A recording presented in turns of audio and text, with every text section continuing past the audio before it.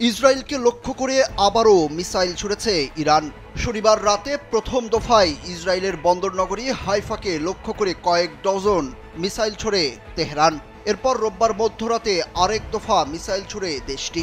ইরানের হামলায় দিশেহারা হয়ে ইসরায়েলের বাণিজ্যিক রাজধানী তেল আবিব এবং মধ্য ইসরায়েলের অন্যান্য জায়গায় কিছুক্ষণ পরপরই সতর্কতা সাইরেন বাজানো হয়। অর্থাৎ নতুন হামলায় লক্ষ্য করা হয়েছে তেল আবিব ও এর আশপাশের অঞ্চলকে। টাইমস অফ ইসরায়েল তাদের এক প্রতিবেদনে এইসব তথ্য জানিয়েছে। নেতানিয়াহুর প্রতিরক্ষা বাহিনী আইডিএফ সব সাধারণ ইসরায়েলিকে নিরাপদ স্থানে আশ্রয় নেওয়ার নির্দেশ দিয়েছে। পরবর্তী নির্দেশনা না দেওয়া পর্যন্ত তাদের সেখানেই অবস্থান করতে বলা হয়েছে। ভীষণ এসি নিয়ে এলো মানিব্যাগ গ্যারান্টি অফার।